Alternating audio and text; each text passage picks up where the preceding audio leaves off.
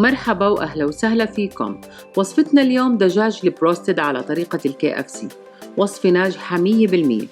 رح نحتاج في وصفتنا دجاجة لا يزيد وزنها عن 1100 جرام، مقطعة إلى 8 قطع مع الجلد.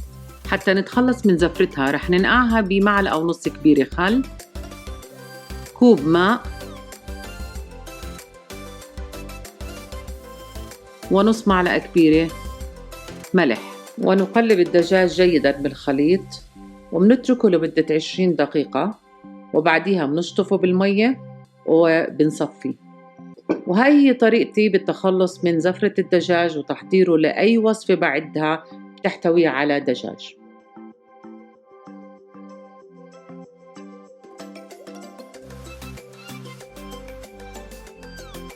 هنحضر خليط نقع الدجاج لمدة 24 ساعة، واللي رح يتكون من كوب ونص حليب سائل كامل الدسم، كوب ونص كريمة سائلة، 3 ملاعق كبيرة خل. رح نخلطهم جيداً ونتركهم لمدة 5 دقائق حتى نحصل على ما يسمى البتر ميلك.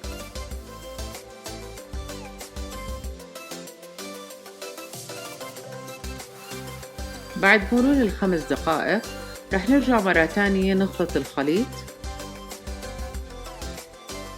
ونضيف له التوابل اللي هي تتكون من نص معلقة كبيرة أوريجانو، معلقة صغيرة فلفل أسمر، معلقة ونص كبيرة ملح، معلقة كبيرة زنجبيل، ونص معلقة كبيرة بابريكا. نخلط جيداً. في هاي المرحلة يمكن إضافة بيضتين مع خليط النقع، بس أنا ما بحب البيض عشان هيك ما ضفته. بعد ما تم شطف الدجاج بالمي أصبح جاهز هلأ للنقع. بس في خطوة ضرورية قبل النقع، إنه لازم نعمل فتحات في الدجاج حتى يتشرب كل سائل النقع. نقطع الدجاج هلأ في سائل النقع ونحاول نغمره تماماً ونغلفه ونتركه لمدة 24 ساعة في الثلاجة. رح ننتقل لخلطة التغليف للدجاج، واللي بتتكون من 2 كوب ونص طحين أبيض، كوب نشا، ورح نتبل خليط الطحين والنشا بخلطة توابل رح نضيفها للخليط، وهي بتتكون من معلقة صغيرة أوريجانو، 2 معلقة كبيرة كزبرة ناشفة، معلقة ونص كبيرة بابريكا، 1.5 معلقة كبيرة ملح، معلقة صغيرة بيكنج باودر، معلقة صغيرة فلفل أسود، معلقة صغيرة كركم، معلقة كبيرة زنجبيل بودرة، و3 معالق كبار ثوم مطحون. رح نضيفهم كلياتهم مرة واحدة على الطحين، وبنخلط جيداً وبنتركه على جنب عشان عملية التغليف. في هاي المرحلة في شي مهم، وهو المية الباردة.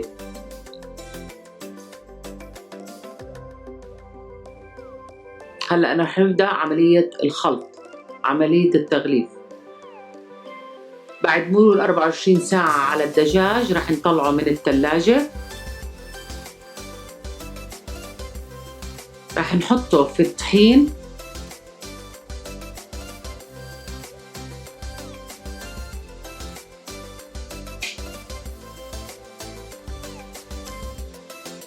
ولاحظوا أنا كيف بغلف الدجاج القطعة بالطحين، بقلبها تقليب، ما بشد عليها، بحاول أقلبها تقليب.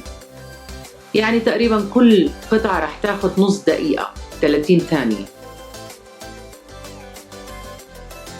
وبحاول أدخل الطحين بين الجلد. بعد ما أخلص من الطحين برفعها،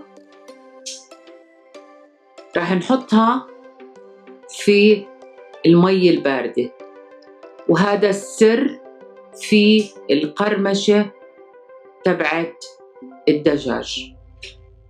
هاي المرحلة جدا ضرورية، لازم تنتبهوا عليها.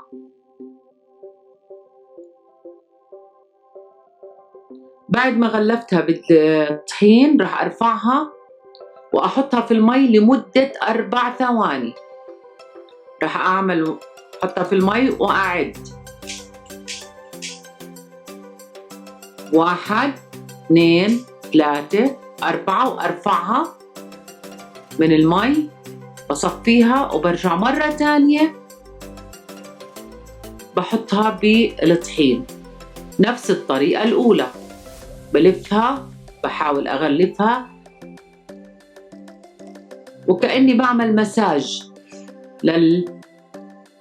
للقطعة، وبحطها بعد ما أكون غلفتها بالطحين برفعها وبحطها في صحن، وبكمل مع القطع الأخرى بنفس الطريقة. بالطحين نغلفها بالطحين بخليط الطحين.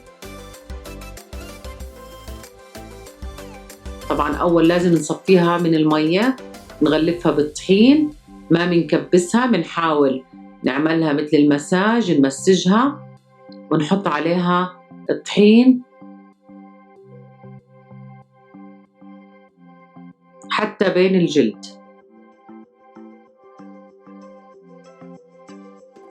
زي ما حكينا نص دقيقة تقريبا. نرفعها،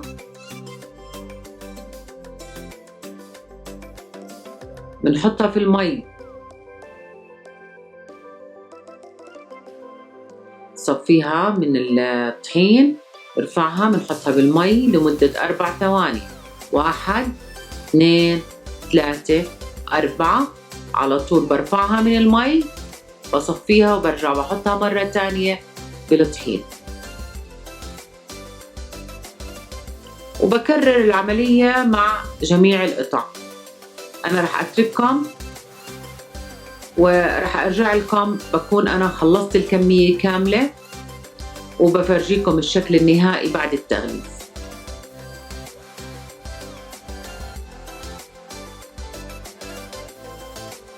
هذا هو الشكل النهائي بعد ما غلفتهم. لازم بعد التغليف تتركي الدجاج يرتاح على الأقل ربع ساعة في الفريزر، بعدين بتحضريه للقلي.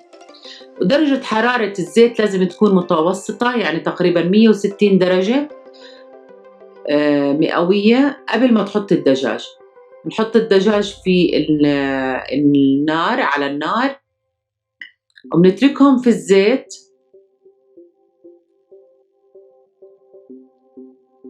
لمدة ما بين 15 إلى 18 دقيقة حتى يعطيك اللون الذهبي الحلو للتغليفة. بعد مرور 15 دقيقة 18 دقيقة هذا الشكل واللون للدجاج.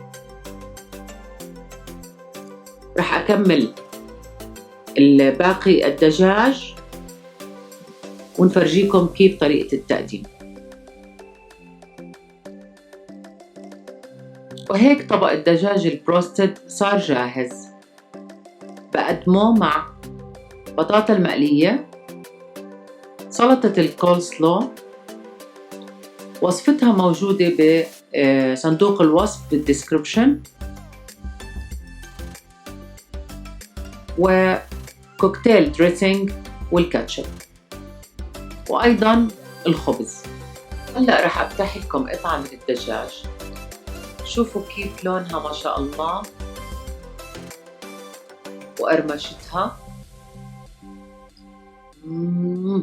طعمها بياخد العين.